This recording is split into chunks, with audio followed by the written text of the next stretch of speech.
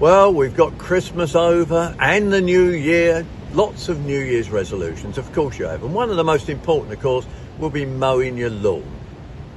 All year. All year. Yes, if it grows into winter, cut it.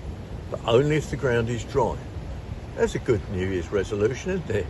Now, look, what else are we going to do this month? Well, I'll tell you what else. If you've got a veg plot, it's a really good time to dig it over.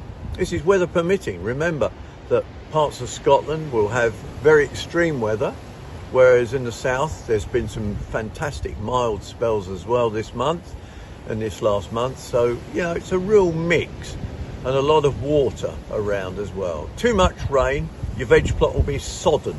And I mean that, sticky and horrible. So don't go on it at all. If it isn't, get on there, dig it over, rough dig.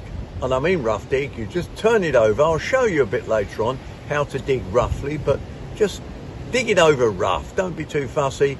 And if we get frost, I say if, because nobody knows what's in store with our weather these days, it'll break it down nicely and produce a nice fine amount of soil usually. And then you can start to look at sowing things in spring. Talking of sowing, great time to have a look at seed catalogues and decide whose you're going to go for. We use Kings of Coggleshall.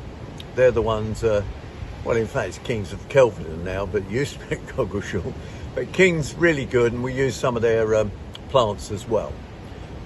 What else can you be doing? Fruit tree pruning. But remember, no stoned fruits this time of the year because you can get disease into them. And the most important thing with any apple and pear tree is that you open up the centre, cut out any diseased or damaged pieces of wood within the apple tree.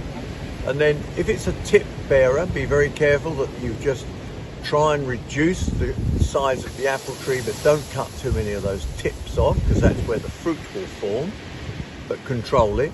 If it's a spur bearer, it's a lot easier because the tips you reduce by about a third, and those little side shoots you can cut back to 2 buds to encourage more fruit buds. What else am I doing this month? Well, I'll be coming up with loads of ideas through the months that you can do, but some of the things we can start to finish off is finish off leafing.